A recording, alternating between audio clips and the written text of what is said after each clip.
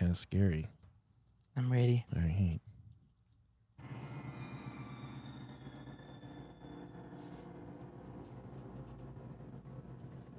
There you are, lying in bed. Your mind's been racing all night. Bills, kids, work, money, plans for the next day. Your racing thoughts won't let your brain rest.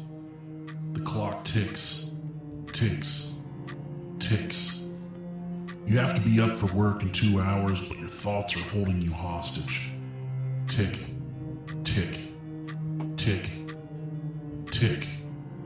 The clock hits 3 a.m., the witching hour. You finally close your eyes. You hear your bedroom door creak open, which is strange because you know everyone is asleep. You hear what sounds like claws dragging across the ground. You lift your head to peer into the corner of your room. You see a man in a black mask walk past the foot of your bed, then through the wall. Your heart races. The bed starts to rumble like an oncoming earthquake. 6 bloody, rotting hands and arms shoot up from the bottom of your bed, reaching out directly towards you. You squeeze your eyes shut harder than you ever have before. Then, you hear the man at the door again. Welcome to 3 a.m., the witching hour.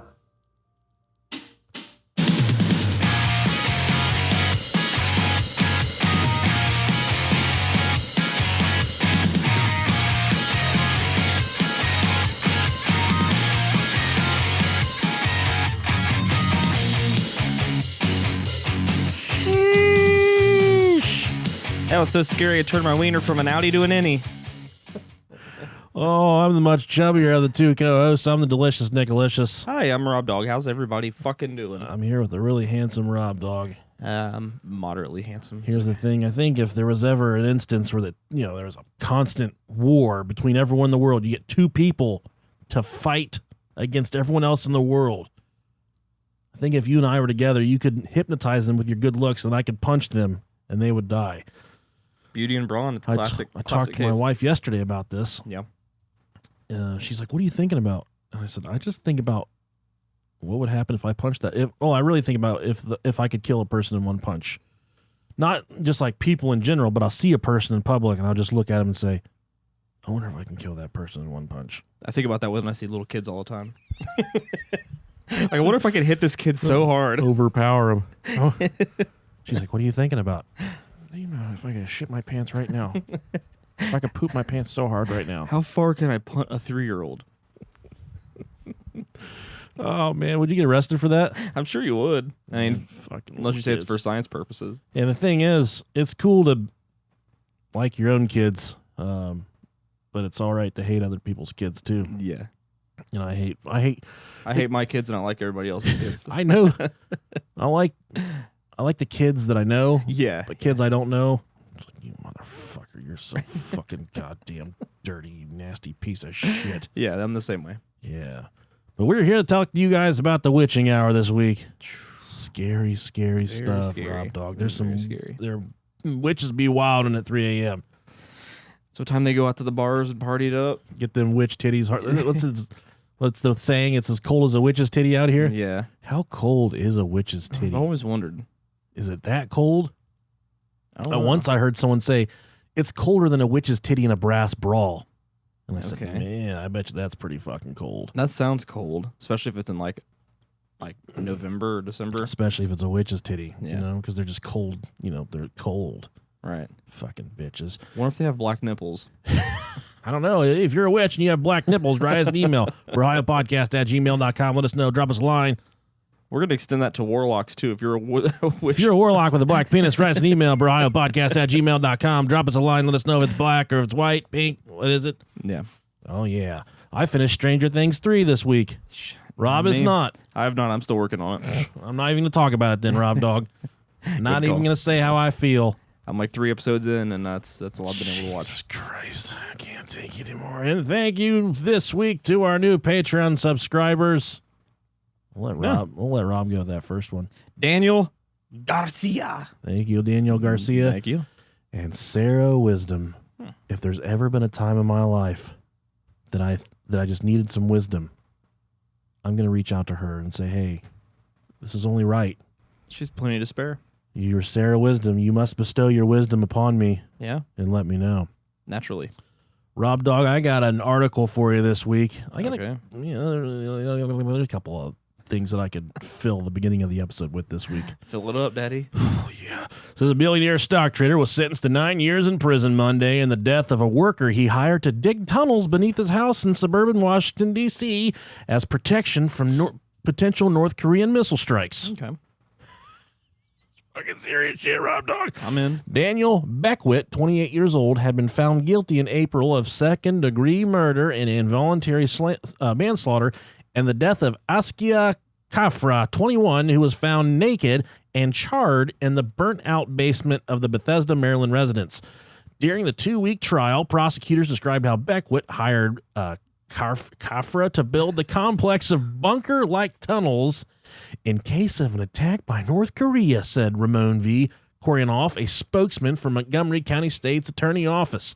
Beckwith would pick up Kafra from his home in Silver Spring, Maryland, outside of Washington, and require Kafra to wear darkened, blackout glasses that prevented Kafra from seeing where he was being driven to, according to statement of charges from the Montgomery County District Court. The document also says that once Beckwith picked up Kafra, he told him they'd be going to, quote, undisclosed location in Virginia, but Beckwith would instead drive to his house in Bethesda. Beckwith would lead Kafra to his basement where Kafra would work on digging the tunnels for days at a time, the document read. Damn. The tunnels branched out some 200 feet and 2 stories beneath the basement of the house, the document read. Then, in September of 2017, a fucking fire broke out at Beckwith's home, and Kafra died, authorities said. Beckwith later admitted to being, quote, specifically aware of the increased likelihood of a fire breaking out within hours before the call for a house fire. Jeez. A detective described hoarder conditions at Beckwith's house. Immense piles of garbage and discarded items were strewn throughout the entire home, and narrow maze-like pathways significantly prevented normal ease of movement within the house. It said the clutter prevented normal ease of exiting the home as well. Police said they found a haphazard daisy chain of extension cords and plug extenders leading into the tunnel complex that created a substantial risk of fire, according to court documents. Robert Bonsib, an attorney for Beckwith, called the sentence, quote, fair. Okay. It's fair. We continue to maintain that the guilty verdicts are not supported by the evidence in this matter, as this was a purely accidental fire, not a criminal act, Bonsib said in an email to CNN. Mr. Beckwith has appealed and is hopeful that the appellate court will grant him a new trial in this matter. Huh. What a fucking pile of goat jizz that guy is. I just imagine just all these random extension cords just strewn together. I may have a really small wiener, but how would you like to see my tunnels? Oh, I've got some really nice tunnels underneath the house. What a fucking wild person. 28-year-old millionaire stock trader. What's he doing? Not snorting coke, not out going to the bars, not doing the Dan Bilzerian. He's out there picking up Africans at the local fucking Home Depot and digging tunnels under his house. They get him dig tunnels. You get down there and you dig them fucking tunnels. We Man. should dig a tunnel tonight. That'd be sweet. I'm down. Not because we need one, just because we want one. Yeah. You feel me? Right. Where are you guys going? We're going to the tunnel. Where's the tunnel? What bar is that? No. Gotta get ready for those potential bombs. It's the tunnel. Wait, where's the tunnel at, guys? We can't tell you where the fucking tunnel is because it's our tunnel. Yeah. We didn't invite you. Jesus, man. We had a lot of really nice reviews this week. Oh. People left us. And That's if you would like to leave us an iTunes review or an Apple podcast review, that helps us tremendously. Yeah. We haven't said that in a while. Going up the charts. Yeah. They said, these are just 2 regular guys, and that's what I like to convey to everybody.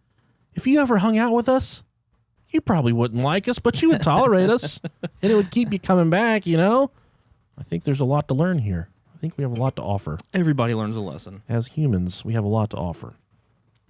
So we're the 9-minute mark. We could just jump right in, but there's something. Last week we talked about, I can't remember if it was last week or the week before. There's a whole bunch of fucking shit going on with this goddamn the aliens and the thought that we are coming close. Yeah, to finding out the truth. To full disclosure. Yeah. Are you familiar with Tucker Carlson from Fox News? Yes. He's a right wing. He's on the right, but he's whatever. He had a sit down with Donald Trump this week, and we posted some stuff we saw from 4chan. It's a really good place for all your fucking shit you need. On our Facebook page, where there was rumors that Trump had spoke candidly during this interview about UFOs. And I happen to have the 5-minute clip right here. Cool. I'm not going to play all of it because the second half is just some fucking expert. But we'll go as far as it seems interesting. But there's one part right at the beginning where Tucker Carlson asks Trump, he says, so are the aliens real? And Trump just gives the most fucking whirlwind, once over, unbelievable answer that you could imagine. Just non-believable answer, okay? And it's such a fucking scam. Welcome back to our special Trump in Asia edition of Tucker Carlson Tonight. We're standing right now on the North Korean border. Our interview with the president didn't simply focus on foreign policy or the decay of American cities, though you could fill hours of programming on those topics. The federal government is being increasingly open about its decades-long investigation of UFOs. They have spent millions of dollars, and officials admit now they've seen many things they don't understand. Right. They decided to ask the president about it. Here was his semi-cryptic answer. Watch. You gave an interview the other day in which you said you've been briefed on unidentified flying objects. Are they real? Well, I don't want to really get into it too much, but personally, You hear that? He said, are they real? He says, I just love how he just comes right out with it. because the old Donald Trump fucking kiss. He says, He always looks like he's holding in a fart. I don't really want to get into it, but why would you just say no? I mean, Yeah. why wouldn't you come out and just say no? It's not fucking real. If it's not real, throw a hammer on it right now and smash it. Yeah. It's done. You gave an interview the other day in which you said you've been briefed on unidentified flying objects. Are they real? well, I don't want to really get into it too much, but personally, I tend to doubt it. I mean, you have people that swear by it, right? And pilots have come in and they said, and these are pilots that are not pilots that are into that particular world. They're not fucking We crazy. have had people saying that they've seen things. I'm not a believer, but, you know, I guess anything's possible. We spoke to a government official recently who said the U.S. government had wreckage from a UFO in a facility on an Air Force base. Are you familiar with that? I haven't heard that, no. I haven't heard that. Everybody's heard that. It has not been within government, has not been a big thing, but I've seen it. I've seen it on your show, but I've seen it. I don't assume it's correct, but, you know. I don't have an assume open it's mind, correct. Tucker. You do, Mr. President. Thank you for that. Nowadays, you can believe anything, right? Isn't that fucking Nick wild, though? Pope is a journalist. That's He fun. once investigated UFO sightings. This guy's some fucking schmuck from I don't even know where. He looks like a UFO, guy. specialist. I'll tell you what right now, Tucker the fucker, the goddamn aliens. And I hate to kick off with aliens again this week, but I feel it's like hard. we're inching closer and closer to full disclosure here. Bring it on. The president of the United States of America says, I don't really want to get into it right now, but he proceeds to get into it. I don't really want to get into it right now. Proceeds to get into it and then says, you know, nothing I've heard about. Nothing that I've heard about, okay? Not saying there's not, but yeah, I haven't heard about it. Isn't that fishy to you? Very much so. It's so fucking cool, man. Yeah. Where there's smoke, there's aliens. I knew that he would be the stupid fuck to fuck to everything blow up. it up. Yeah. Obama's like, we're not going to talk about aliens. We don't have them. We don't know where they're at. And Trump's like, they're down there, okay? They're down there. They're going to get us. We got to make the fucking Space Force. If he wasn't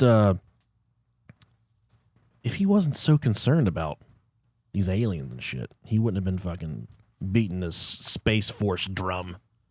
Very true. A year or two ago. Very true. I don't know, man. He knows. I don't know. The truth is out there. All right, enough with the goddamn aliens, Rob. Sick of hearing about the aliens. Fuck them. They're not coming. They were coming. Unless they show up, I don't care about them. They're probably coming inside you because that's what you are, is a giant fucking cum dumpster. I'll take it. I'm sorry. Empty their alien loads. Oh, it Right into me. probably glows like the fucking Ninja Turtle ooze. That'd be pretty cool. That would be really cool. I'm fine with that. We're talking about the witching hour, one of the scariest hours of the entire clock. Out of all the 24 hours, it's probably the scariest. Clock rhymes with cock. We are talking about clocks and 3 a.m. this episode, not cocks. Yeah, that's So- the next episode. Don't let them get it twisted, Rob Dog. Do not twist it. What do you know about 3 a.m., Rob? That's usually when I go to bed. That's too fucking late, dude. I'm usually at work by then. Yeah, you are. That's sad. Yeah, it's horrible. My life is horrible. Why do you? I'm sorry to hear that, fella. Why is your sleep schedule set up like that? I don't know. I honestly I usually go to bed like around midnight, but it's still everybody in my house is a night owl, so Fuck, I try to make man. up the difference and somehow live off of 5 hours of sleep every night, and No way, I hate myself every morning. dude. Screw that. Yeah, it's That- rough. That hurts. It really does. And you kind of have you have a bit of flexibility in the mornings too. Or, Yeah. I don't automatically have to go in every morning at a specific time, so That's so wonderful. it just depends on the workload. Yeah. I'll take it slow day. Fuck it. Speaking of workloads, have you ever actually thought about having sex with me before? Besides right now. Yeah. Okay. I just want to get that out of the way for those of you that have never listened to before to the show. Right. Yeah. So while we're covering the witching hour here in loads, So fucking weird. the origins of 3 a.m. being the devil's hour, this stuff kind of scares me a little bit, Rob, okay? Anytime we get into Yeah. demons, shit, fucking showing up in the middle of the night, I get scared, okay? I have a hard time sleeping that night. Pretty scary. The origins of 3 a.m. Obviously come from a fucking clock because we're not idiots. I'm just kidding. The origins of 3 a.m. being the devil's hour have a lot of different originators. In Christianity, which we all know is the only fucking right way to be. What's so funny? Very true. Very true. Very true. Jesus, or Jesus as he's known in Mexican prisons, was crucified at 3 p.m. in the afternoon. What's the significance of that, you ask? When you inverse that, you can fit it up your ass a lot easier. No, you obviously get 3 a.m., which is prime time for demonic activity. Yeah, buddy. And as Rob and I always cover these different demonic possessions, all kinds of ghosts, fucking Beelzebub floating through the house. Cemetery terror sleeps, he's sneaking through your house. He's looking for something to put his wiener on, drag his wiener. And all kinds of bad stuff happen in your house. This poltergeist, demon stuff. There's always an instant that the people speak about where the crosses will fucking inverse themselves. The crosses. Oh man. Those motherfuckers will turn upside down. Every horror movie ever. Every horror movie ever. And I know it might be a little bit cliche, but it's not crazy to think about if the devil's doing his work inside your house, he's going to make a mockery of Jesus. Yeah. So you're going to flip the cross upside down. Makes sense to me. It makes perfect sense. And a lot of people think, and I took it down, but I asked for listener stories for this episode. And a lot of people responded to the point where I had to delete the fucking thing because there was too many people sending emails. And one person, I don't remember his name, he's like, what time zone are you talking about as far as the demon showing up at the witching hour? I don't know the scientific stuff behind this shit. Yeah. I don't know how it works. I just know that it fucking happens, okay? I don't know if demons have watches. If they do, they probably have Apple Watches because that seems to be what all the cool kids are wearing these days. Yeah. And I waited. I did some research to kind of find out why 3 a.m. The significance of the hour and why it's heightened, I guess. So, we'll try and knock that wall down as we go along this episode. Okay. Now, this comes from Tales of the Occult from Shannon Spence. We'll let old Rob Dog fill you in on this one right here. Sure. The witching hour was coined by Pope John Paul II. He was a chomo, too. Yes, Chomo. This is in 1560. This is a long time ago. Yeah. Shortly after, a witch panic began to spread across Europe. Catholics worldwide took the witching hour very seriously, as they believed it to be the devil's hour, Activities during this time were strictly forbidden, and anybody who was caught disobeying this rule was excommunicated from the church, or worse. What could be worse than getting excommunicated? Getting raped Okay, I guess that's true. by a pope. Not only are you getting kicked out of the church, but we're gonna fuck you.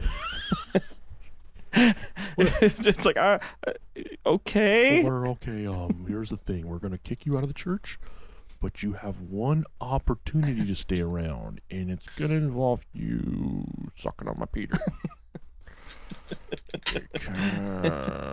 This is not something made up. This is a conversation that I actually went through when I was young. Okay. And he said, I know you don't have many friends, and it's because you're a little bit chubby.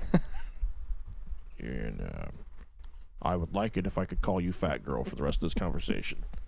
Is that okay, fat girl? And I'm like, yeah, that's fine. What do you know about licking on wieners? Oh, I'm pretty good at Tootsie Pops. It's nothing like a Tootsie Pop. It's a little bit hairier.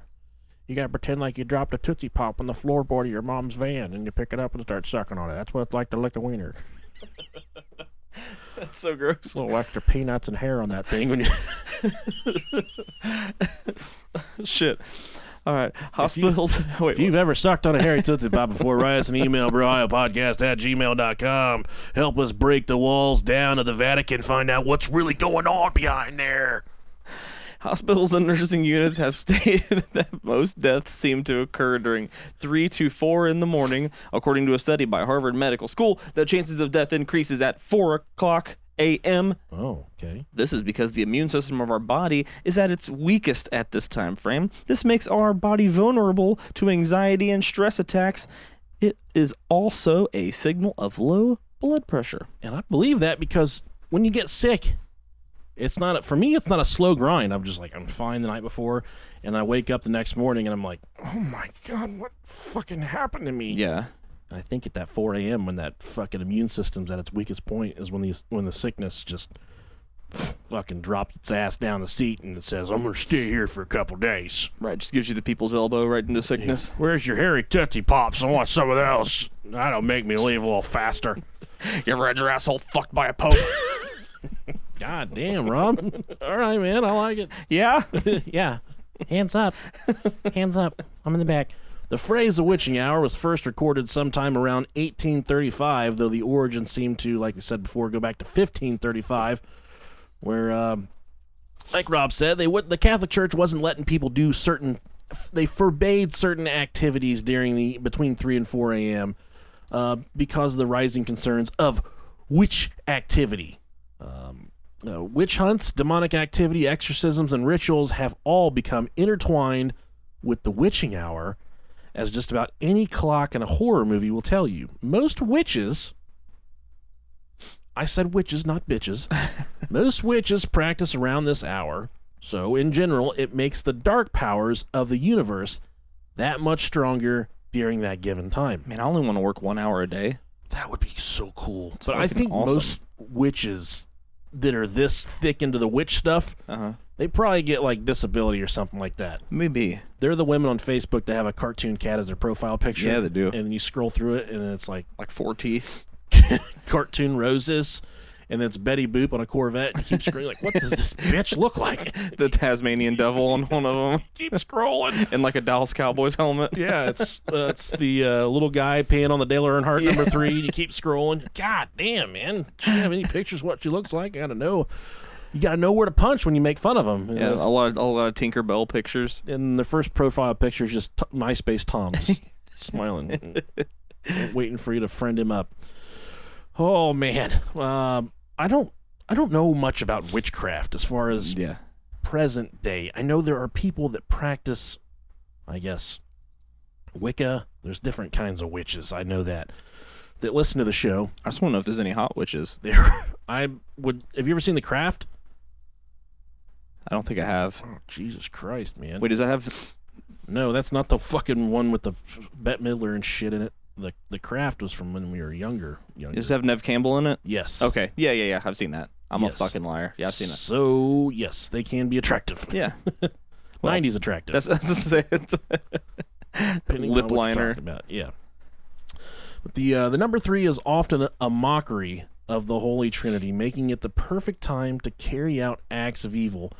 But there is something else afoot about 3 a.m. And the cool thing, I looked up crimes, 3 a.m. related crimes. Uh-huh. And the first article I found, it says, your percentage to die in Chicago goes up substantially between 3 and 4 a.m. So if you're in Chicago, do not go outside 3 to 4 a.m. And for those of you not living in America, Chicago is a fucking war zone, man. It's rough. They're killing everybody over there. We have some Chicago listeners. There's different parts of Chicago, just like there is in any city, but Yeah. they've got some real crime problems in Chicago right now. Yeah. It's I think we should do a live show on the most dangerous street. Chicago can't be worse than Detroit. No, it is. Is it really? It's far worse, yeah. Really? Yes. That's surprising. It's because no one lives in Detroit I any guess that's longer. true, Everyone's dead and killed one another. All the automotive companies left there. But I think if we can do a live show and get Carl Winslow to do it with us, we'll be fine in downtown Chicago. I think so too. But I think he might be dead. He's definitely dead. So maybe we could go for the next best thing and use Urkel, because he's a cult hero in Right. Chicago. Stephen Arkell. Stefan Urkel? Stefan, right. That's Yeah. right. But the Amityville Horror, that's an episode I don't think we've covered the Amityville. No, we haven't covered Amityville. Yeah, we talked about it in one of the earlier episodes, but we never actually. I don't think we went over it, did we? Maybe a little bit. We had to have, but Yeah. this was based on Ronald Butch DeFeo Jr., a man who butchered 6 members of his own family at exactly 3 a.m. The Exorcism of Emily Rose is also supposedly based on true events and portrays multiple strange occurrences taking place during the Devil's Hour, which is 3 a.m. And Emily Rose is that's the movie version of the true story of Annalise Mitchell, which we talked about a few weeks ago. In The Conjuring, the clock stopped just after 3 a.m., and that's when all the fucking terrible shit starts happening inside the house. One thing all 3 of these have in common, they all had that sweet ass Lorraine Warren hot on the case. Oh, yeah. Rest in peace to her fucking soul. You beautiful baby girl. Daddy loves you. Daddy loves you. Deepest REM sleep. I'm sorry. There's certain points of the night where you are... Is that when you get your asshole licked while you're sleeping? Yes. Okay. There's the night hag and the succubus and the incubus. All that stuff happens. But there's certain points of the night where you're at your deepest sleep. That's REM sleep. REM, not the band, because they fucking suck. Unless you're looking to commit suicide, that's what I would recommend to listen to. But if you are really thinking about suicide, there's plenty of outlets out there. There's hotlines. Nick and Rob, we're here. There's our closed group, Butt Chuggers Anonymous. Use the secret password Bill Wilkins to get in there. But this is when you're in REM sleep, this is when your soul and body are completely off guard, I guess, the most. If you believe in that kind of thing. They'd straight up leave your body and go wandering around. They can take your body. Yeah. Weekend at Bernie's, prop you up and walk you around. Next thing you know, you wake up in the park. You're fucking some homeless guy. He's Man, we've all been there. Speaking of homeless guy, there's a really good user submitted story here at the end of this episode. Good. That's just absolutely wonderful. Good. This is the most common sleep hours for most people, so the horror and mystique of this time is going to attach itself to that, that 3 to 4 a.m. right there. Yeah. Whenever this phrase was coined, and witchcraft was something that many... I don't have the same thing twice. This seems to be something I've done a lot lately, where I just put the same thing twice, 3 times, maybe even 4 times. Control V is very powerful. It is very, very powerful. And it's the only thing that works on a Chromebook because you can't right-click. Yeah. So you got to do Control V. Here's some more odd things about the witching hour. Whatever boundary that separates the world... This is some heavy shit right here, Rob Dog. That separates the world of the living from the world of the dead, this boundary is weakened around 3 a.m., giving more power to ghosts, demons, and other entities that perform supernatural acts. Yes, if you want to knock the cobwebs off that Ouija board, that's when you want to do it. Absolutely. Around 3 a.m., you get Elvis to come through. He'll be munching on a sandwich. Ain't nothing about a hound dog. Taking a big stinky shit on your toilet. Oh my God, I want to talk to y'all real quick when I was hoping I can get in there and take a shit in your fucking toilet. Whatever, it's a superhuman and I just put all my juggalos and juggalettes. But whoop whoop. Fuck that shit. We tried to cold call Superhuman before the show. He didn't answer. Yeah, if any of you guys if you don't know who Superhuman is, definitely look him up. Two M's and Two M's and human. Look him up. He's one of our personal heroes. We're trying to get an interview with him. If you're in Florida, go to his house and wake him up and tell him to turn his Skype on. We tried, but we couldn't get through. Right. We'll get him. Someday. Hopefully someday it'll work out for us. Some juggalos and juggalettes. Yeah, exactly. And it said if you wake suddenly within the hour of 3 a.m., this means you've been visited by a demon. And that's happened to me a lot, where I'm startled, just rattled awake, and nothing around, nothing going on, but it's in the 3 a.m. hour, It kind of makes you wonder, why would you be just jolted awake like that? And a lot of pundits, a lot of people in touch with different spiritual levels, they say that if you're startled awake around the 3 a.m. hour, that means you've been visited by a demon or Satan himself. Okay. And I was hoping if it was semen. Whoa. If it was Satan. Weren't we all hoping for semen at 3 a.m.? What the fuck am I talking about, dude? Oh, shit. That was perfect. I got demon and Satan mixed up is what that one was. Demon semen. Give me that good demon semen. You know what daddy likes. Holy shit, man. I was hoping if it was semen. Yeah, I don't remember what I was trying to say right there. The train of thought, you can't beat it. It's okay. Oh, you gotta beat it to get some semen, buddy. But I was hoping if it was Satan, he would say, "Hey, wake up, fat boy, let's party," and then we could play music. You remember that the Dueo song? Well, yeah. Boom boom boom, Dueo. Go back and listen to the Dueo episode, everybody. You'll understand. And as mentioned above, those with psychic affinity. I know, like Miss Cleo, the people that can... Oh, man, I miss her. They can get all up in it without dying and shit. Didn't she go to prison for, tax evasion? Yes. Or something? Also. Death penalty for not paying your taxes. My lady. Yeah. These psychics say that their powers become much stronger during the witching hour. Psychics suggest that at 3 a.m. the veil between our world and the one beyond the grave is lifted completely. In a state of deep slumber, our minds are very susceptible to paranormal activity. The founder and president of Mystique Investigations, Mr. Xavier Remington, is a firm believer in the supernatural explanation for 3 a.m. jitters. Quote, legend has it if you wake up at exactly 3 a.m. for no reason in a state of terror, then the devil has paid you a visit, literally, or in your dreams. A mere state of heightened agitation might indicate demonic or poltergeist visitation. So if you wake up and you're just, oh my God, and you start trying to rip your wiener off, you're mad at it, you're angry, you just gotta take a step back. Whoa. I may have been visited by a semen demon. Just take a step back and say, I might have been visited by something, the Grim Reaper. I don't know what it was. So slow down. Don't try and rip your wiener off too hard, because you don't want to hurt that fucking thing. You're going to need it. Because if there's anything I've learned about 3 a.m. semen, that's what Rob likes. That's what makes him laugh. Yeah, that's my call to arms right there. And the only reason why I wake up at 3 a.m. is for some semen. Man. My pimp juice.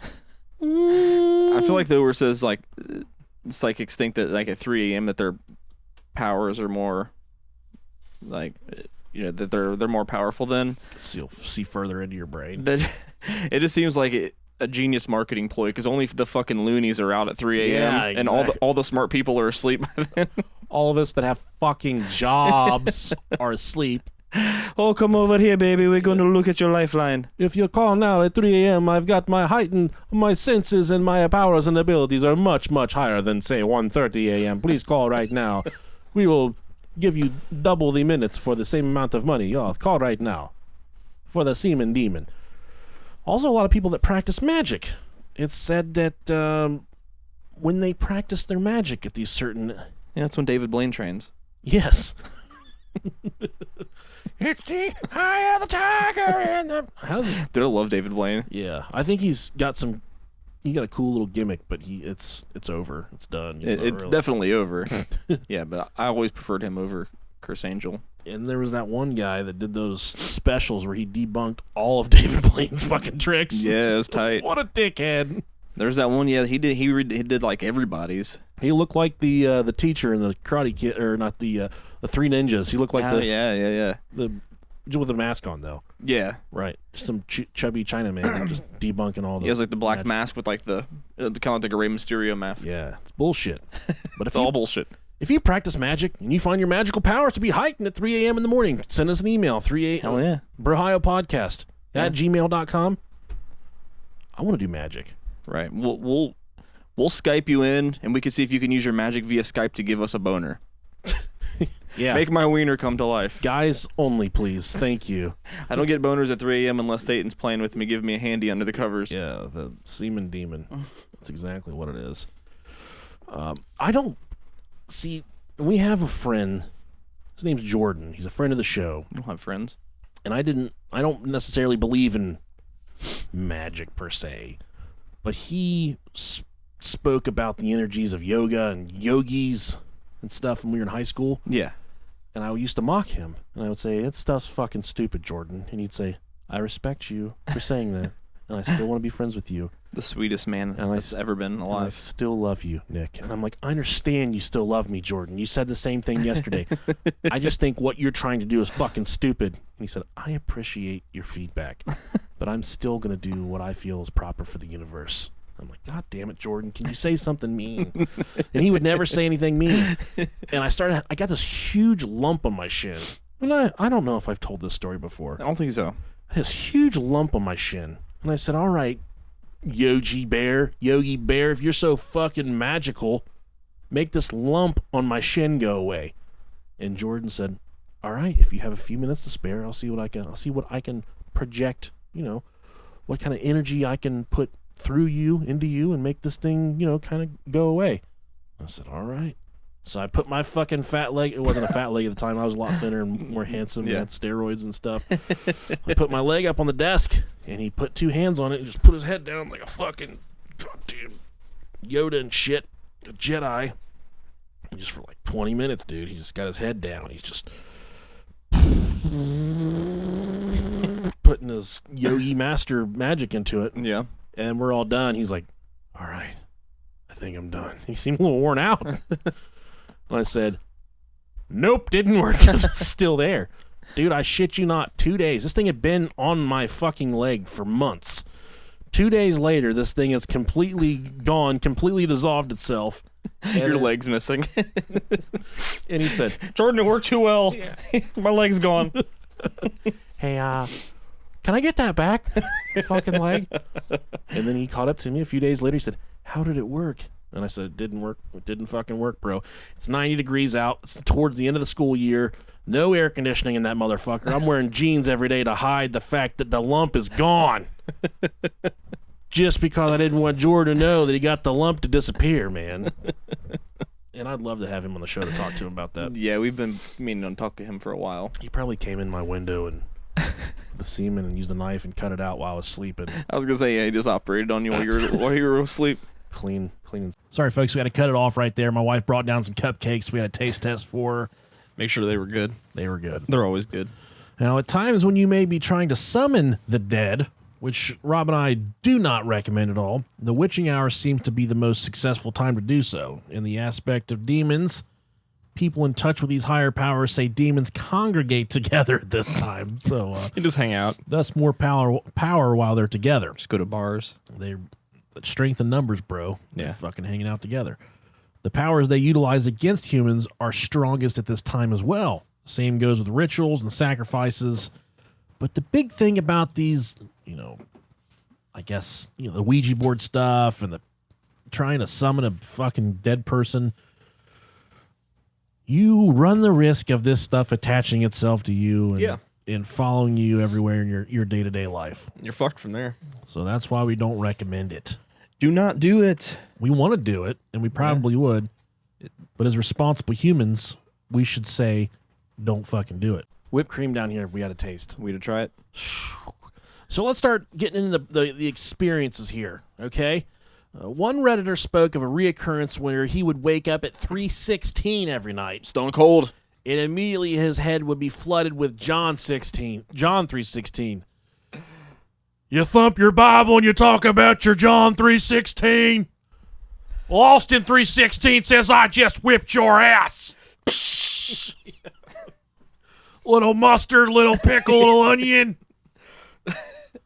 You know, Stone Cold E.T. likes them little cheeseburgers. Well, we can just walk on down the road and we can open up ourselves a little can of whoop ass. That's what Austin 3:16 has to say about that. Yep.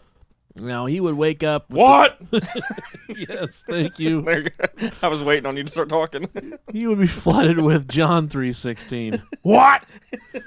He was a non-religious person, so much to the point he did not know the Bible verse John 3:16. And any everyone should know John 3:16 because you find yourself. Here's my thing. Here's my plan, Rob. And I think there's a lot of people that subscribe to this plan. I wish to live my entire life without selling out to the Christian religion. Okay? Okay. Without just thumping the Bible and Jesus this and Jesus that. Fuck Satan, semen demons, fuck Siemens, get fucked by the Pope. I don't want to deal with all this stuff, Rob. So I hope there's a fleeting moment of consciousness right where I'm about to die when I can say, Lord God, I'm here for you. My heart belongs to you because I'm so scared to get to the afterlife. And then you just think you're going to kick it in a box for the rest of eternity. There's going to be a flat screen. That's the thing we got to...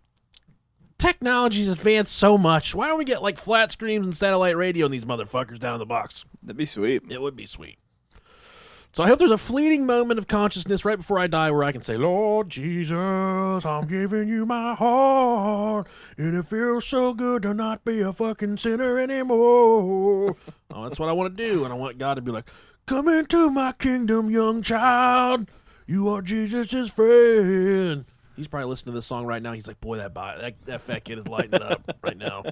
He's walking on water, that fucking Nickalicious. You automatically get the golden ticket. He can do whatever he wants for the rest of his life. Come into my kingdom, fat man with a little penis. Maybe I'll be fully matured by then. I'll have a big old wiener, and he'll say, come into your big old... You got to leave your dick on earth because you don't need it anymore. You don't need a big penis in heaven. That's what I tell my wife all the time. She says, well, it's not working for me. I say, I don't need a big penis in heaven, Stacy. I'll bring her back down here. Let her come back down here with another cupcake, and I'll say, I don't need a big penis in heaven. Okay? I can't wait to hear the response. Bring her down here. Oh, my God. Yeah, I hope that I can confess my sins to Jesus, right? So, and I would recommend everyone know John 3:16 because it's, for God so loved the world, yada, yada. He gave his only begotten Son, that he who believeth shall not perish but have everlasting life. And you can say that in your fleeting moments. Because in the last 5 minutes of your life, it's not going to fucking matter if you're sold out to God. Because you're not going to be partying, snorting coke you're not going to be snorting coke off Rob Diggity Dangle Dog's wiener in the middle of a flea market in fucking middle Wisconsin. I'll be in hell so you can... You can be there with me kicking it. So I recommend anyone to know the Bible verse John 3:16 because maybe you need to pray it right when you're about to die. So then when you get to the pearly gates and the doors open up and they say, you said it in your last dying words, bro. John 3:16. Come on in. And I'll say, Austin 3:16 says I just whipped your ass. And I'm not getting in. But he said he was a non-religious person, so much to the point he did not know the Bible verse John 3:16. It would oftentimes be accompanied by a very muffled man's voice that would ramble on and on. That's kind of fucking weird, dude. Very. And this next one comes from Fuzzy Lanius. Okay. This is from the world of Reddit, okay? Yeah. Last year, for a solid 2 to 3 months straight, I woke up between 2:30 and 3:45 every morning. Demons. Siemens. But But that's kind of everything that I was going through. I was watching some religious channels on YouTube. Highly entertaining, let me tell you what, buddy. Those dating access channels are pretty fucking sweet. Yeah. So watching all kinds of cool YouTube stuff, and they say it's not right at 3 a.m., okay? It can be the hour before or the hour after, usually between that 2 to 4 a.m. wheelhouse. I usually wake up every morning at 6 a.m. to have to piss. I think that means I'm gay. Is that what 6 a.m. means? It does mean it. Okay. It means you're gay. Okay. That explains so much. Dude, I had a similar experience. This is like totally fucking... this has been a couple years ago. Uh-huh. But we went out to like a bar, and we got drunk or whatever, and we came home, and we fell asleep. And I was not too drunk to the point that I didn't know what the fuck was going on. Mm-hmm. But I was drunk enough that I was like, nothing. I'm going to fucking puke when I wake up probably. But I was drunk enough that when I laid down, I had to put my foot on the side of the bed to keep the room from spinning. Oh, I love that. And I rolled over, and I realized I was feeling like a lot of pressure, and I was getting fucked in the ass by a guy. Like a big fucking gay guy. Was it 6 a.m.? He was, yeah. Okay. 6. Because me and him went to Waffle House. Yeah. And I'm sitting there, I'm like, I'm going to do something to keep this big fucker from fucking me in the ass tonight. What I got to do to keep this guy from fucking me in the ass tonight? And the waitress said, what, you guys figure out what you want to eat? And he said, yes, I'll have a salad. No dressing. Don't give him anything that's going to give him diarrhea. And she looked at me, she said, what do you want? So give me the hash browns, chili, cheese, covered, smothered, jalapenos on top, please. Extra onions. And then he just looked at me and said, well, you're going to be fun tonight, aren't you? And I said, no way, Jose. My big stinky boy. He called me his big stinky girl. Is what he called me. Okay, there you go. Oh, my God. But yeah, he fucked me. That's what happened in that story. Wasn't nearly as bad to keep a boner. I mean, that's one thing I have for people. Like, I kick it with gay people. I kick it with straight people. Delicious Nicolicious sees no, it doesn't matter to him, okay? Gay people are way funner. They are a lot of fun. They're way more fun than straight They people. don't give a fuck. No. They just live their best life. But I do want to know, how hard is it to keep a boner while you're getting fucked in the ass? I think that's a good question. Yeah. And one thing Ricky proposed to me this week. Of course it's Ricky. You remember Ricky from episode number 1. He's a fabled hero here at Brohio Podcast. He said, okay, Nick. Where is the male G-spot? Oh, yeah. And I said, it's in your asshole, Ricky. It's called your prostate. Yes. Right? It's a little nugget in your butthole. It's number 6 with sweet and sour sauce from McDonald's inside your butthole. It's a Kellogg's Corn Pop. He said, right. Kellogg's Corn Pop. You remember those? Yeah, I got some upstairs right now, dude. They have a new peanut butter one, and they're delicious. Ooh, that's good. He's like, what if you shit out a lumpy poop at such velocity did it cause you to reach climax while you're pooping? And I said, I don't think that's possible, Rick Dog. I don't think that's going to happen, buddy. He said, think about it. I said, I'm thinking about it, Ricky. I don't think it's going to work, dude. Some of us are too fat to reach the golden nugget while they're doing stuff like that. I've had some poops that felt really good, though. I've had ones that just told me that I knew that I could never be gay, okay? Just, I look down in the toilet, and it's not much bigger than, like, maybe 2 thumbs put together, and it feels like you shit out a chef's knife sideways is what it feels like. Oh, yeah. And you're just like, is that what it feels like to be fucked in the ass? Because I feel so bad for even trying. Yeah, those are rough. You get out of the toilet, you stare at your wife crying. She says, what's wrong? And you say, I'm sorry I ever tried fucking you in the ass because I know it hurts, babe. You gave it up for me. I know it hurts so bad. Oh, this is from Fuzzy Anus. Last year, for a solid 2 to 3 months straight, I woke up between 2:30 and 3:45 every morning. Each experience was pretty much the same. I'd wake with the feeling that I needed to get out of bed and would do so. I'd trudge around my apartment without really thinking, either getting water or whatever on autopilot. Then I'd blank out for a bit, snap to reality, standing at the sliding glass door to my balcony, staring into the dark field behind my apartment complex that kind of merges with a huge riverbed. Every time I'd kind of shake myself awake, I'd get the sudden feeling that I was being watched. Sometimes the feeling came from the field, but every so often I'd sense the presence of something behind me in the darkened dining room. God damn it, man. My roommate has a cat, and this cat never leaves his side when he's home. The kitty sleeps in his bed with him overnight, and it's never anywhere else when it's dark. Hold on a second. This might be... I don't even know if this is the same fucking story or not. This might be a completely different story altogether. It might have ended at sometimes it felt like there's a dark person watching me in the dining room. But this could still be it. Okay. My notes are so fucked up here. Okay. The kitty sleeps in his bed with him overnight and it never... I was going to say, this story's going in weird places. It is never anywhere else when it's dark, unless it's a quick run to the litter box. But it never failed that each time I found myself... Okay, same story. Staring into the field, Rumi's cat would be sitting next to me, staring unblinkingly up at me. Cats fucking do that, though. Yeah, man. they do. Cats are weird. What a stupid story. The cat would never make a sound, which is also odd because the little darling never, ever stops making sounds. And the cat would sit there, planted in place, staring until I went back to bed. That's a fucking haunted cat you got yourself there, buddy. Broken. It's a broken pussy. Any other time I wake up at night, the cat is happily snuggled with my roommate and doesn't so much as come to greet me. It was hella weird and unsettling, and I also suffered a lot of intrusive thoughts and negative feelings during these months. Then, suddenly, it just stopped happening. My mood improved, the cat stopped staring at me, and things went back to normal. Now I can stare at the field. This is my favorite part of the story. Now I can stare at the field without those feelings of being watched.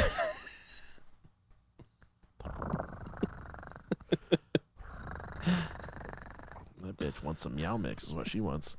I want chicken. I want liver. This next one comes from my dad's tongue. That's the username on Reddit. My dad's tongue. I'm going to leave this for Rob Dog. All right. This is kind of personal, but whatever. With a name like my dad's tongue, how could it not be personal?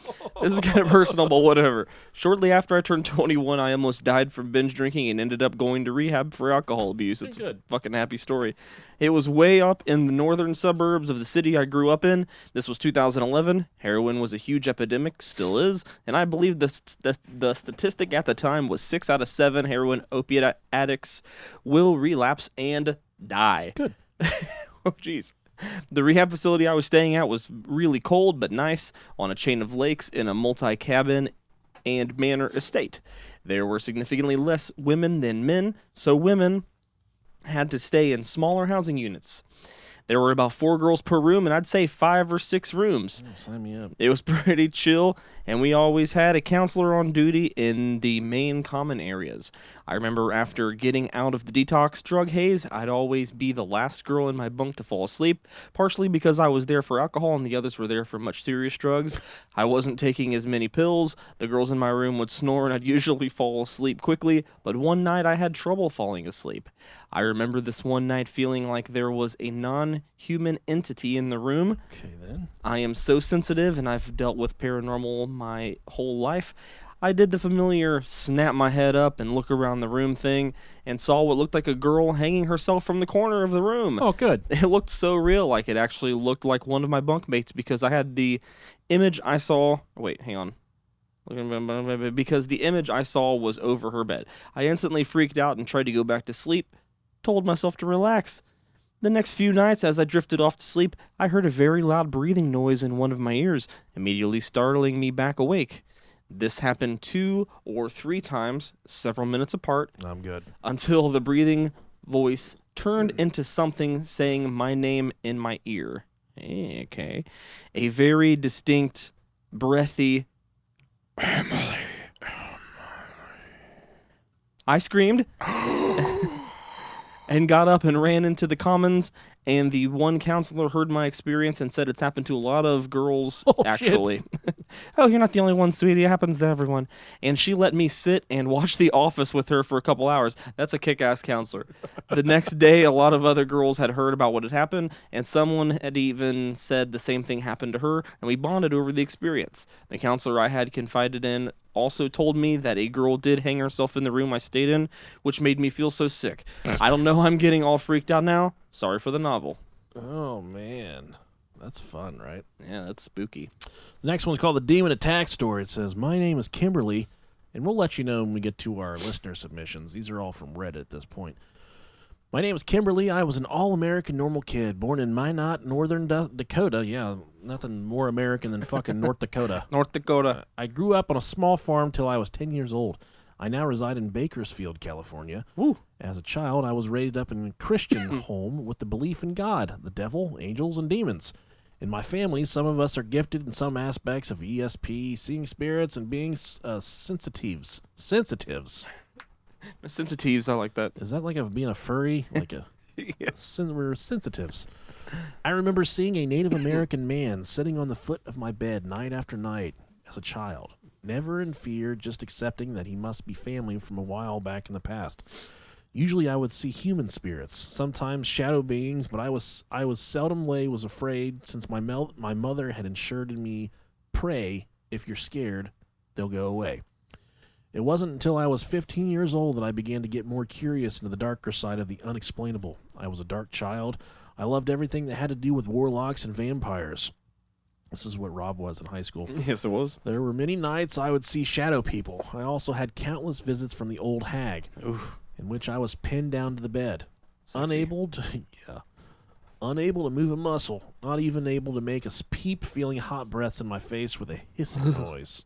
That's fucking hot right there, but it wasn't until I could muster enough strength to get out a peep that the spirit thing would get off me. That was terrifying, but soon after these attacks happened, I started receiving nightly visits by a young man who said his name was Daniel.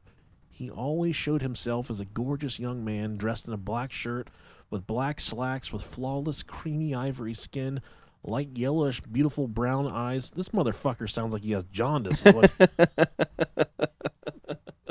guy doesn't sound hot at all. Put him under a black light. Yeah, give him a fucking blanket. and he had loose, curly, shoulder-length brown hair. I still see him in my mind's eye. He is a complete angelic perfection. I even tempted to call upon him now. Even though I now know he is a complete embodiment of evil. Once evil truly gets its claws into you, it never lets go. Not long after this young man began coming to me nightly visits. This person was an illiterate fuck when they wrote this. I was awoken to him being on top of me, in which he forced me to have sex with him. What the fuck is going on upstairs? I was so frightened. I never had sex before, but I reached a climax not humanly possible, and I was left intrigued. Truly, it was exciting to me. It brought this strange feelings over heavy joy over me, almost devious. These visits repeated nightly at first for about a year, then tapered down to a couple times a week. I remember being obsessed with Vladimir Teeps and Aleister Crowley, so the research in magic began. I jumped in deep researching the 72 goetic demons of the Lesser Key of Solomon. Jesus. Okay. I feel like you just summoned a demon just by saying that. Yeah, you need to get your life together. I was so foolish. I thought I was so powerful. I remember friends coming over to demon possession Ouija boards that night. God damn, I feel like this was written by a Windows help desk person. I'll get my drift here. We would go out to my playhouse where I had my altar, quote, and also my Ouija board. Every time we would use the board, the demon on the other side would make a figure 8 to let me know it was Daniel. I wonder now if my Daniel was actually the demon Zozo. She said her altar, and I immediately thought of that episode of Hey Arnold where Helga has like the statue, the chewed gum statue of Arnold. She has a chewed gum statue of Daniel out in her treehouse. Little jaundice fucking looking slimy bubblegum blob. This took place 24 years ago, so little was known of the demon Zozo then. Anyways, I had a lamp. It was Daniel's lamp to keep him alive. Just a lava lamp.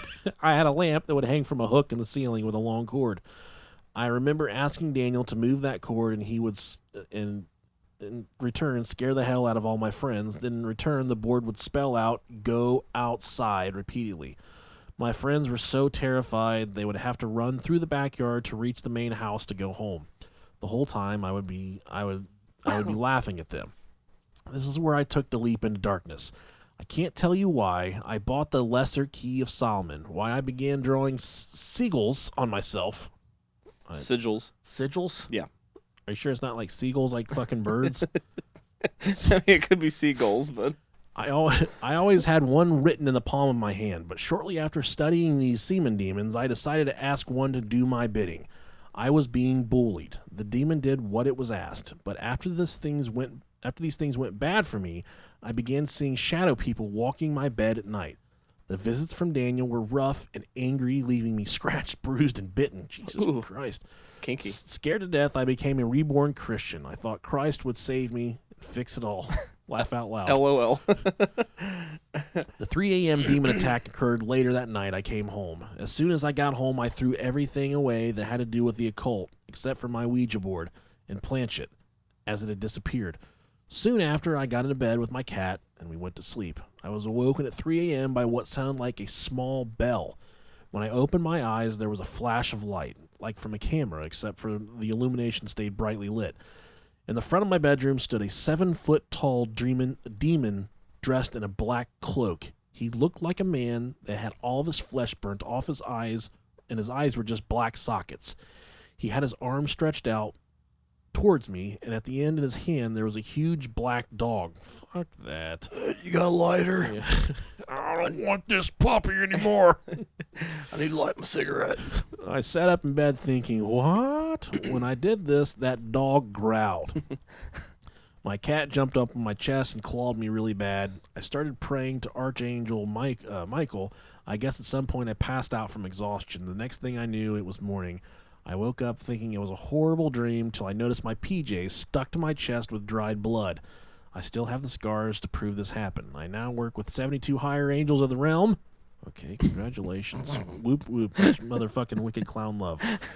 My advice to anyone curiously called is don't dabble in the darkness. Till this day, I still have demons attacks that occur at 3 a.m., but not often. Demons never give up on their marked. Oh, man.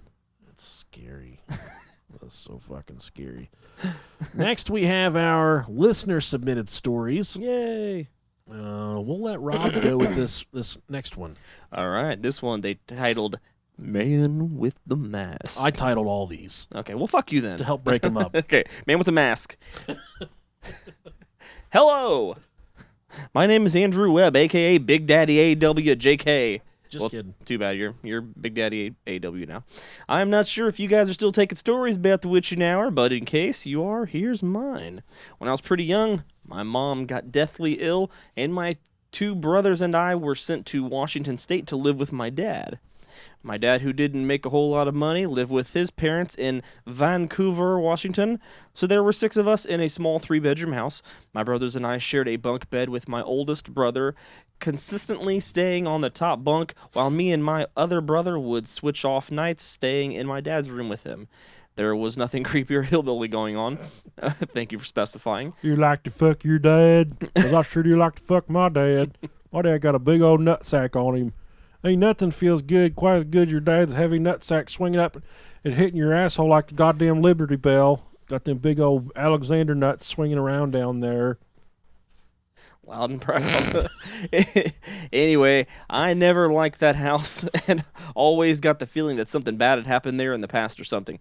My dad had an old digital clock on his nightstand, and I would often find myself being startled awake for no apparent reason at 3:18 a.m. I told my dad about it several times, but he just said he used to have bad dreams too when he was my age and just kind of brushed it off. Until one night when I was jolted awake like so many times before, but this time I saw a cloaked figure standing at the foot of the bed. He wore all black with a large flat-topped hat and mask covering his face. It was like the Victorian plague mask with a long pointed beak. Those things are terrifying. I'm good. Yeah, Hard fuck that. fucking pass. That's on why that you don't one. live in Washington. I was so terrified that all I could do was grab a hold of my dad's nutsack, grab a hold of my dad's arm and try to shake him awake while I clenched my eyes shut. Oh, you like dad's balls, do you? With no response from my dad, I reluctantly opened my eyes to see the figure holding out his hand as if he wanted me to follow him. Fuck that. I'm not ashamed to tell you I wet the bed that night then and there. I would have too. I once again clenched my eyes shut so hard it hurt and shouted out at the top of my lungs. My dad jumped up out of bed and flipped the lights on to find I had pissed all over his bed and was crying uncontrollably. My grandparents and brothers were also woken by my screaming, and we're all in my dad's room by the time I opened my eyes. My dad and grandpa searched the house and property after I swore there was a man standing at the foot of the bed with a mask on. They agreed that it was a bad nightmare and that I shouldn't watch any more scary movies for a while. Roughly 25 years had passed since then, and my adult mind reasons that I must have been a bad dream, but I've had some bad dreams since then, and never one that felt so real as it did at 3:18 on that night. Thanks for letting me share my experience. I love you guys. What you boys do helps get me through the workday. Oh, man. Good fucking story. Good story. Sorry about your dad's nuts. This next one comes from Melissa. This is called Grandpa in the Closet. Oh. Grandpa is not gay at the I end of the story. was going to say, okay. So for those of you fucking, people that are, I don't like gay people, then why are you listening to this fucking podcast? Right. Because the bros love everyone equally. Yep. So get the fuck out of here. When I was probably like 12 or 13, and bear with me on this one, I remember reading through the story, and I was like, she must have typed this drunk. So there's some things missing. Melissa, we love you. Thank you for the story. But, yeah, we're going to do my best to fucking get through this without sounding like a dumbass. Good story, though. When I was probably like 12 or 13, we moved in with my grandma after my grandfather passed away. We had to stay in this apartment.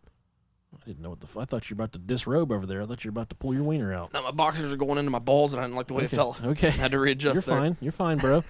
We had to stay in this apartment while we sold her old house and bought a new one. Anyway, one day I was in my room that I shared with my brother and fell asleep at like 5 p.m. So naturally I woke up at 2 a.m. because I was really hungry.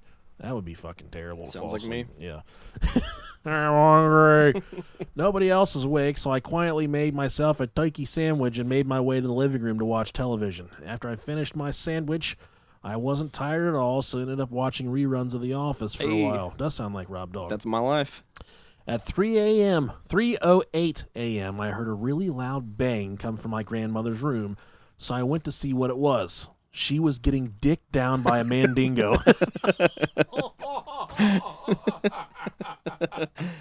Grandma! Don't come in here, Alyssa. Yeah. You don't like BBCs? You know your ABCs. Well, Grandma likes the BBCs. That's not what it says. Oh, man. Oh, Jesus Christ. I lost. A really loud bang came from my grandmother's room, so I went to see what it was. I assumed it was our cat Cheese. Fucking Cheese. cool name for a cat. Yeah, I know. It was a stupid name. When I got to her room, my grandma was sitting up in bed and looking into her closet, which I couldn't see from where I was standing. I asked her what was wrong, and she said that my grandfather was here. Let me remind you, Grandpa was dead at this point. Confused, I stepped into her room and looked toward the closet. What I saw was not my cat or my grandfather, but a grotesque figure wearing a large blue shawl/robe. I immediately screamed, but my grandmother said that everything was all right and tried to touch him. Oh, jeez. She was a thirsty bitch. I tried to pull her out of the room, but she refused, so I ran outside the apartment and knocked on the neighbor's door. When no one answered, I went back inside to try to wake my parents up, but neither budged. I ran back to get my brother, but he did the same thing. Slowly, I walked back to my grandma and saw the figure now at the end of her bed. Across the hall from my grandma's bedroom was a small closet that we kept board games in, and my brother kept his baseball equipment. I took out his 33-inch baseball bat and walked into her room. I swung at the figure, but the bat slid through him and struck a lamp on the dresser instead. Damn it. Cocaine's a hell of a drug. As I pulled my arm back to swing again, he was gone. When I looked back over my grandma, she was sound asleep. Holy shit. I went back in the living room and fell asleep at 5:30 or so with the bat still in my arms. When I woke up, my brother asked why I had his bat, and I said Grandma was getting dicked down by a mandingo last night. I relayed the whole story. He, of course, didn't believe me and told me it was probably a dream and I never actually woke up. But there was missing turkey and bread, the TV was on the same channel, and the lamp was broken.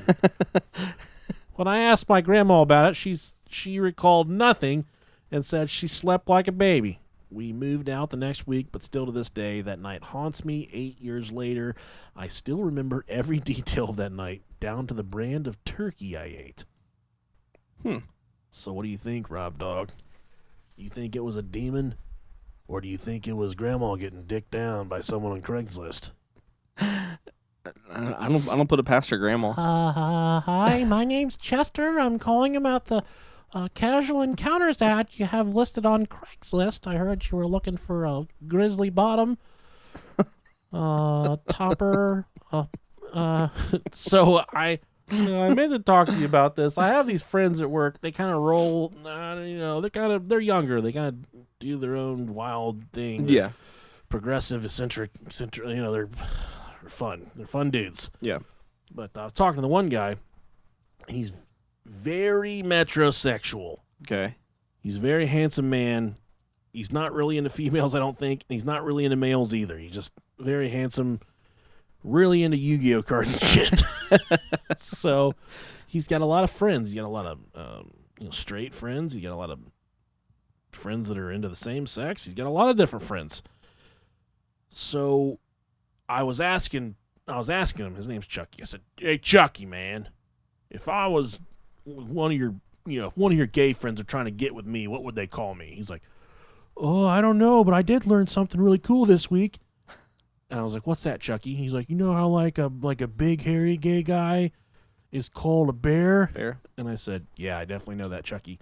He said, "Well, apparently like little handsome hairy guys like me, we're called otters." Otters. It makes sense. I said, "What?" He said, "We're called otters." I said, "That makes fucking perfect sense." I said, "What about fat guys that are as bald as a cue ball with a really small dick?" He's like, "I don't know, buddy. I can ask, but I'm not real sure, man." So polite about all of it. We call those dickless seals. We call them rabid polar bears. Because bear wieners aren't that big. No, they're not. Yeah, so I've seen a couple of them. I'm a bald polar bear. Tell them about Demons by Jesse. Demons by Jesse. Hey, guys. New listener here. I've been binging all this week. I'm glad there are demented folks out there like me. I'd be put in the asylum if I said a quarter of what I really said out loud. Hey, we're almost in the asylum ourselves. It's fine. We're going there after this episode. Glad to have an outlet to laugh at heinous shit. So, I have several paranormal and demonic stories over the years. Hit me up anytime. This is a short one, but it freaked me out. So this happened back in 2015, late summer. I was dealing methamphetamines. I was dealing with the death of my dad. Oh, and I feel bad for making that joke. Fucking cocksucker. I was dealing with the death of my dad for the fall prior, and my mom was losing it beyond my capabilities of care. I've seen shadow people a lot that year, but they slowly left my life as the years progressed. One night I woke up around the witching hour, and I had the feeling I was not alone in my room. I looked out my window where there was moonlight coming through. In the moonlight, I saw a hooded black figure. Oh, no. The hems of its robes were torn, and fear swept over me. I did what any grown-ass man would do. I threw the covers over my head and closed my eyes. Yeah, for real, fam. That's exactly what I would done. The next thing I knew, it was morning. I've been around demons. I've seen shadow people. I've seen angels. I'm not sure what this entity was. Demons usually come in 3 forms I'm familiar with. Sometimes in the form of humans, sometimes black robes with white faces and black eyes, and finally the traditional demon look with horns, but either a dark blood red or glowing onyx color with black eyes, horns, hoofs, the works. Okay, that sounds good. I like that one. This one, don't know. Demons put me on edge, but this hooded one had no face. Was it death? Was it a wraith? A shadow? Don't know, but it scared the hell out of me. Take care, guys. Keep up the great work. That's the one thing about demons and, the other entities from the other side. And we go back to Alyssa's story about Grandma seeing Grandpa in the closet. If you're dealing with a demon, their number one call sign is to disguise themselves as someone you love, to get close to you. Whoop, whoop. So if they're trying to get close to Rob Dog, Shaggy would come out of the closet with a fucking bottle of Faygo, trying to coax Rob Dog into Faygo showers. semen. Just like, you want a semen? Rob Dog would be like, yeah, let's do it. So that's one thing to keep in mind. Anytime you're dealing with a demon, my wife's bringing cupcakes down to Rob Dog. We're almost done, Stacy, so you can wait for me, okay? For what do you mean for what? For some of this sweet loving, that's what you need to wait for. Oh, she dry heaved. You heard it here first, folks. Well played. She dry heaved. Old delicious Nicolicious trying to dick it down. This is me sitting here looking at these cupcakes, trying to figure out whether or not she told my wife that she gave me cupcakes to take home. Ooh-wee. Because I could eat all 6 of these right now. Yeah, do it, man. Fuck it. We're a lot bigger than your wife. We can fight her and take her out. I'm not Just worried like about we could test our thing we talked about at the beginning of the episode. Yeah. You hypnotize with the looks, and then I hit the person in an attempt to kill them. Hey, I will do not it. strike hard enough to kill her because that is your wife, and we wish to keep her. Man. Yeah. Rob Dog's got the cupcakes. This next story comes from the way of Jared, our friend Jared. He Thought he was in prison. He is in prison. This song is not a song. This next story is called The Darkness. The Darkness. I believe in a thing I love.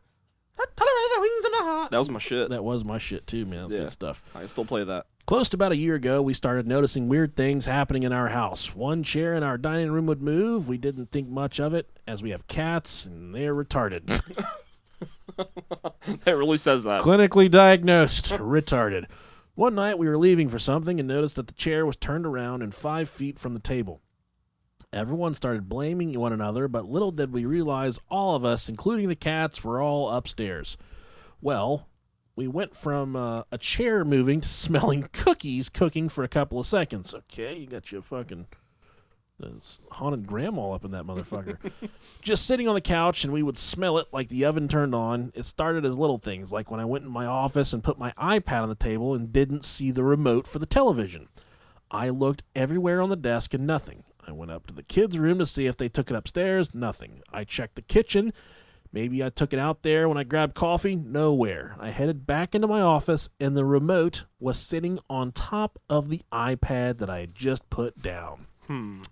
One night around 3 a.m., my son, who's 6 years old at the time, but not easily shaken, he's a tough little fucker, went running from his bed to the stairs and running for the door because there was a clown in his room. Oh, man. Nope. Daddy's not checking on that one side, because if I see that, I'm shitting my pussy. Whoop, whoop. He's Violent J. Of course, after cleaning up the piss trail, I left running after my baby screaming, scared me to death. I went and inspected every inch of the bedroom. There was nothing. I asked if he was awake, and he said yes. He just got done using the bathroom. When we would be in the pool, this part fucking creepy as fuck, man. When we would be in the pool, we would randomly see strange shadows or outlines looking out of our bedroom windows. Oh, man. Just glimpses, like, what the fuck was that? Then we would start hearing banging, sometimes in the morning and a lot of times around 3 a.m. Walking past the hallway bathroom by my son's room, I saw something out of the corner of my eye. I backed up like, what the fuck? I looked in quickly, and I saw a woman standing there looking in the mirror. She turned to face me and disappeared. I can't remember what happened right after that, but I do know she looked like she was wearing something from Back to the Future 3. Very 1800s-ish. We also have noticed a large, probably about 9 feet tall, just black shadow. Damn. It's not super dense, but you can't see through it. My fiance says this all the time. It is mainly in my office and in our bedroom. She has seen it while we were laying in the pipe a few times, and I do believe this is code word for fucking. Very few times we... Dude, could you imagine seeing a ghost while you're fucking just railing it out, just dicking her down? Hey, you two, don't mind me. I'm just doing my taxes. Oh, yeah. Oh, you fucking, I like Daddy likes. I'm about to fucking come. Oh, fuck. Hey, you back there in the back of the room. Don't just watch. You got to join in. My wife's into that stuff. Come over here. She never had 2 wieners before, let alone a real wiener and a ghost wiener. I bet a ghost wiener feels so good. Oh, man. Sliding it in there, sliding it out. All ghosty, silk Casperish. It looks like a Casper tail. It's a nice little point to it. That's probably the curse. Like, you get up there, they say, All right, you can either proceed into heaven or you can go back as a ghost. But we get to pick what your dick looks like. I'm willing to take the chances. Okay, are you familiar with a turtle tail? Because that's what your dick's going to look like. Like a sea turtle or like a sand dollar turtle? Oh, no, it's a really small turtle. You're not going to have a very big dick at all. It's going to be like the corner of a pillowcase. So very few times we see it in our front room. She will also feel the bed move, like someone is sitting next to her that will wake her up out of a sleep, and that's usually around 3 a.m.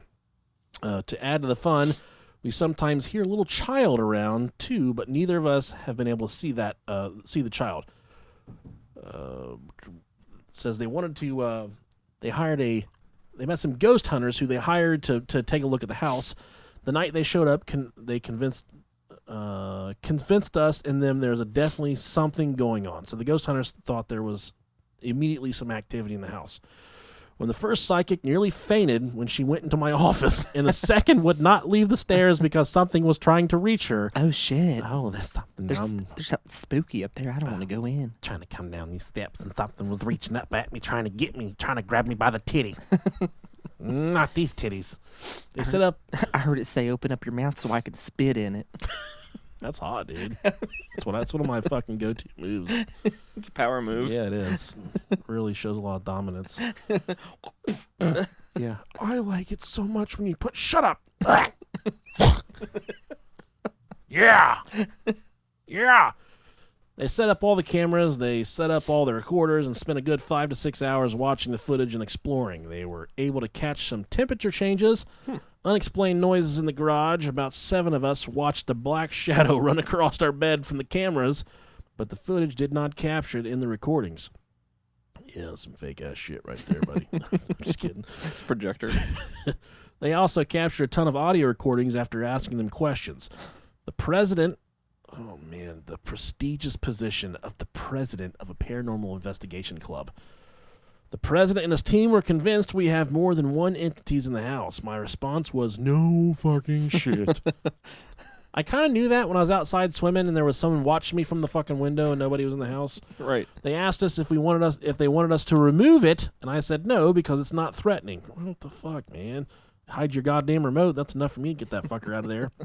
It's more He said it's more fascinating to me than anything. Right. The fiance gets a little freaked out time to time, but she finds it pretty cool too. I never found myself to be a full-on believer. I always thought maybe there was a chance that something survived when you died, or what would it all be for?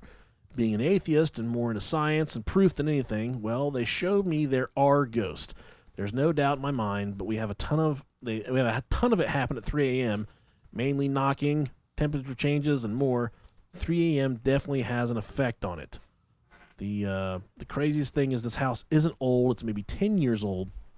No one died, and the previous people never saw anything the whole time they were here. So we chalked it up to we could have picked something up. We visited a lot of real haunted places because of our website, or the free couch I found on the side of the road. That'll do it. Or maybe the land. We live in Williamstown, New Jersey, and it was called Squonkcum. Skunk cum. Squankun. Squonkcum.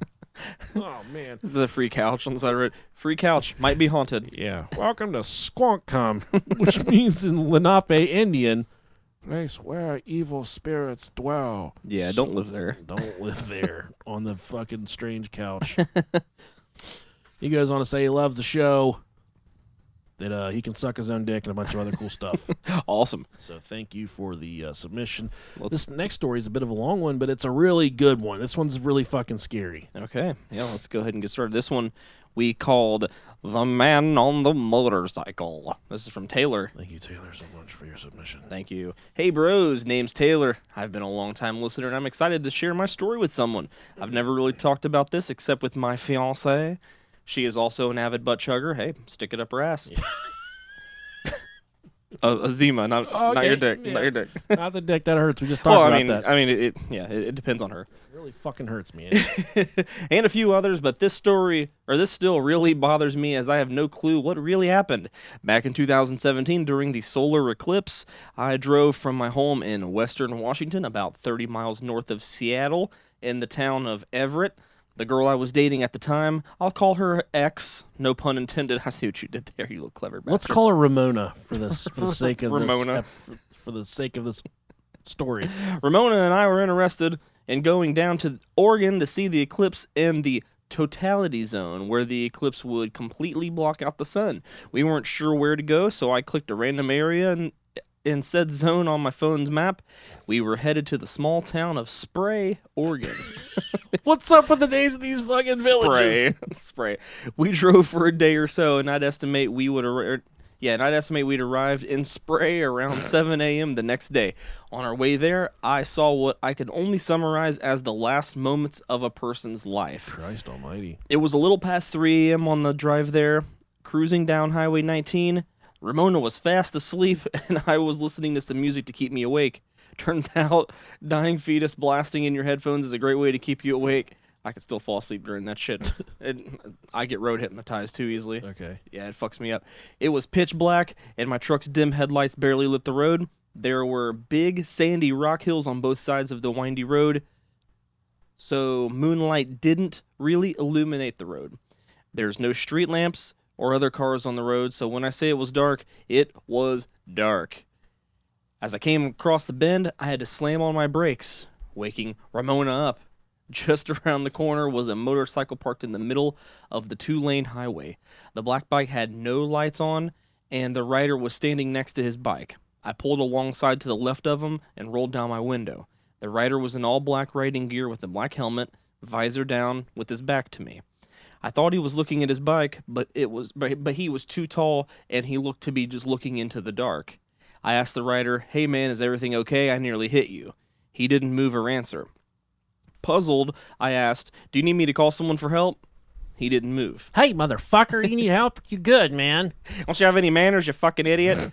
Kind of uncomfortable and puzzled, I slowly drove on. About 15 seconds later, I see a single headlight turn on in my rearview mirror. Being so dark, this additional headlight was not hard to see, and it was racing towards me. I was out of the bends of the road and on a long straight section with no shoulders, just a straight road and barren lands on both sides. I drove on and continued to tell myself nothing was weird.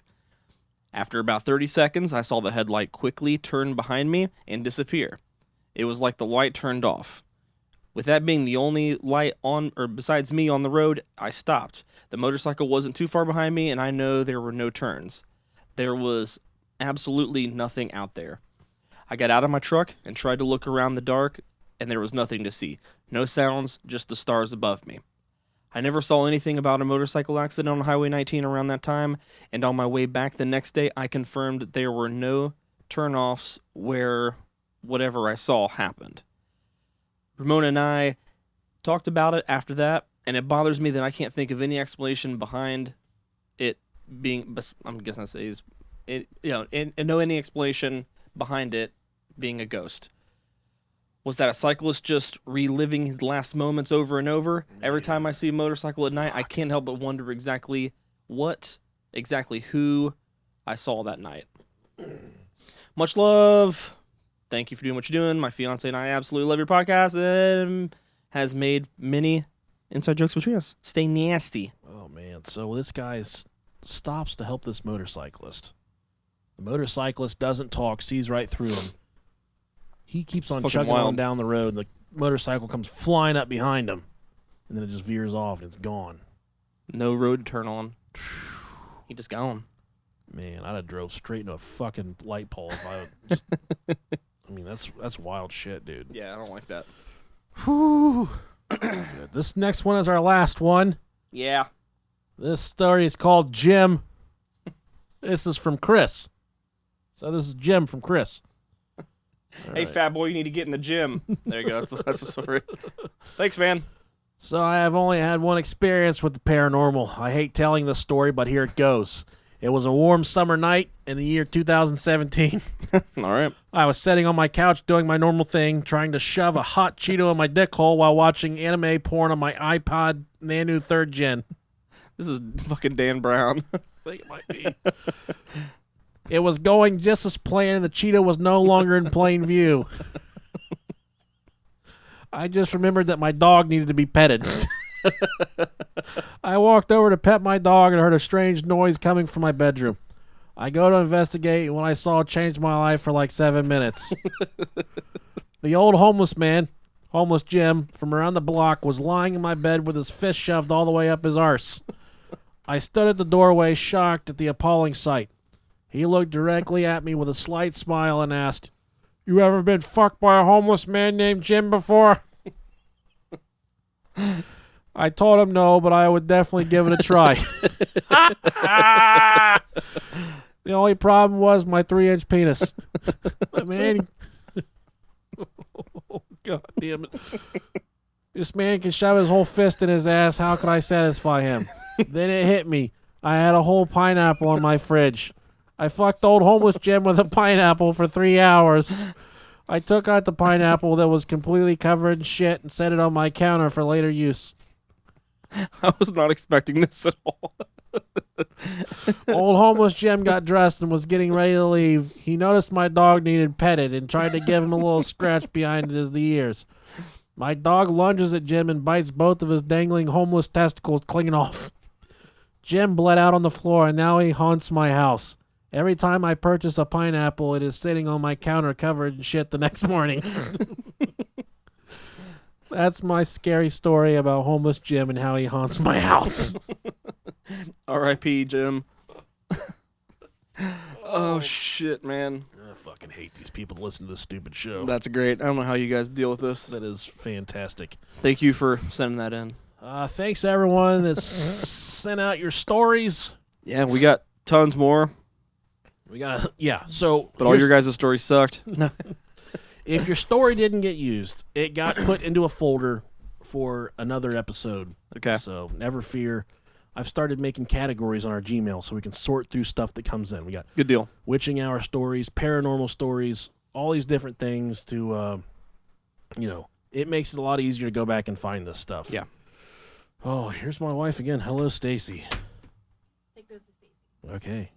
You have to Okay. take these to Stacy. Okay. It says you had to wipe your Google first. Not the dirty one. Okay. All right. I got to wipe my Google real quick.